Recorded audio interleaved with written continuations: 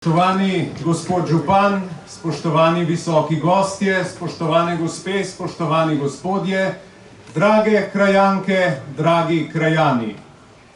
Ni vsak čas enak, ne ponuja vsak čas enakih izzivov in tisti čas, konec 80-ih let, je bil pester čas, poln dogajanja, poln upanja, poln sanj in tudi poln poguma. Ko je leta 1987, 9. decembra, France Tomšič organiziral prvi štrajk v Litostroju, je bila za tiste čase to zelo pogumna poteza. Nakazovala je, da se časi spreminjajo, da življenje v Jugoslaviji postaja nevzdržno in da bomo morali narodi, ki bi radi živeli v svobodi, začeti postopati drugače. Potem se je leta 1988 začel proces proti četverici. Že takrat je narod pokazal enotnost, ko je dnevno stal na Roški in mirno protestiral. Mirno protestiral za svobodo in za človekove pravice. Leta 1989 se je v celi Evropi oziroma v vzhodni Evropi začel dogajati padec socialističnih režimov in 9. novembra je končno padel tudi Berlinski zid, ki je pomenil železno zaveso, kot je rekel Churchill, ki je bil danes že omenjen, ki se je spustila od Ščečina na Poljskem pa do Trsta. Takrat je ta železna zavesa padla in takrat se je ponudila tudi zgodovinska priložnost narodom in tudi slovenskemu narodu, da gre po drugačni poti. V skupščini, takrat še Socialistične republike Slovenije, so bili sprejeti amandmaji k ustavi, ki so omogočili tudi nadaljne dogodke in leta 1990 so izvedli plebiscit. Plebiscit, ki ni bil navaden referendum, ampak je bil veličastno dejanje želje po svobodi, želje po samostojnosti, je z skoraj 90% potrdil, da si slovenski narod želi živeti v svoji državi. To je bilo veliko pooblastilo slovenski politiki, ki ga je tudi izpolnila. Leta 1991 je junija prvič zaplapolala nova zastava in na Trgu Republike je bila razglašena samostojna Slovenija, en dan prej pa v parlamentu. Potem se je začela 10-dnevna vojna, ki bi radi danes nekateri zmanjšali pomen, ampak tega se ne da.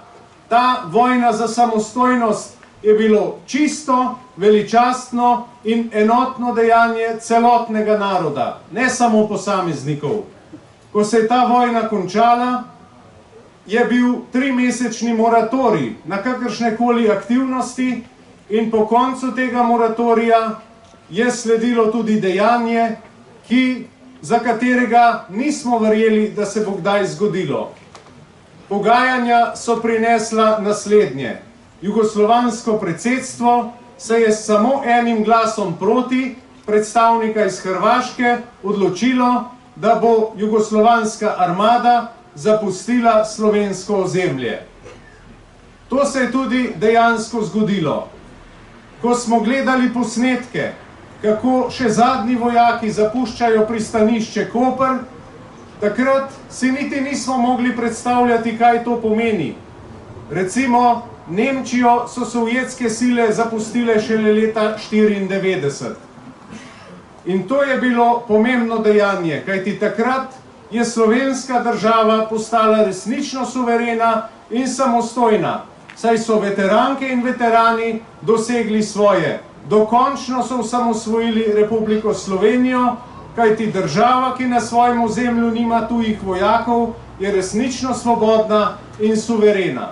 Zato se pridružujem besedam generala Ladislava Lipiča, ki pravi, da je ta praznik enako pomemben kot tudi drugi prazniki oziroma druga dva praznika, ki jo praznujemo. Dan državnosti in dan samostojnosti.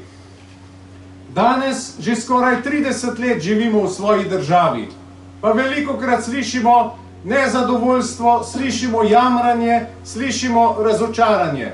Vprašati se moramo, zakaj.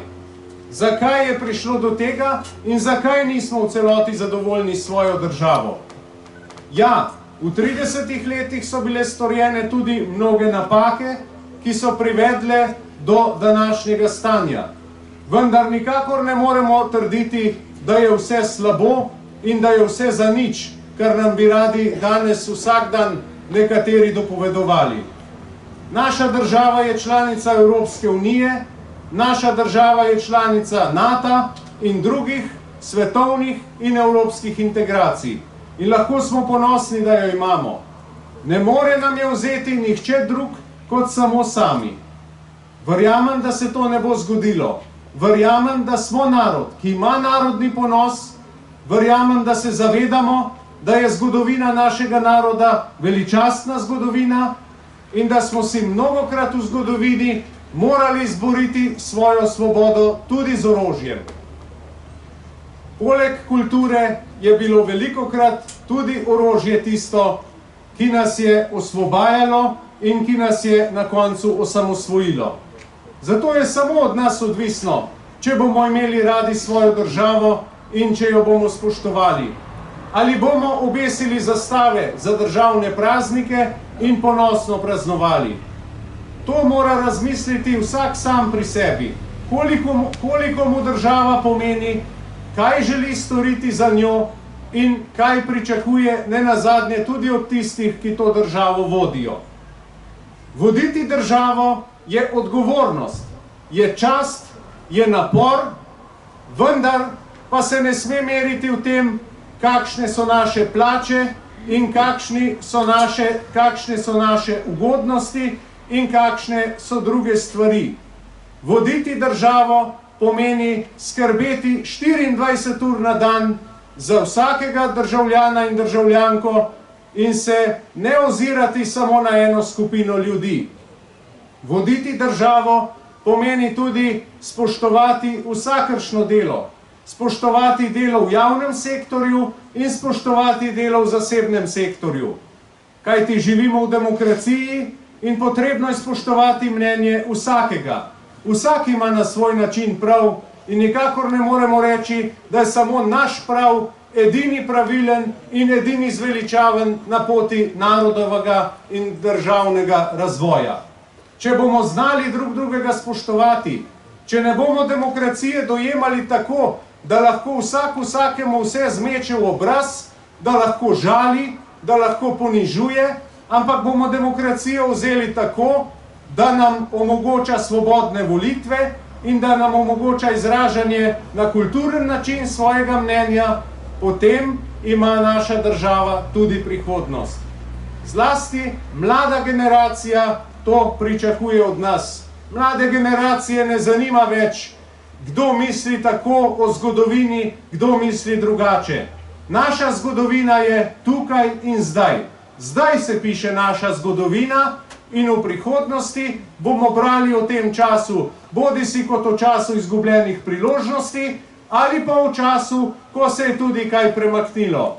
Zato moramo vsi skupaj vlagati napor v to, pa tudi če gre za cesto, za pločnik ali za karkoli drugega v naši skupnosti. Kajti začne se v lokalni skupnosti, začne se na občinskem nivoju.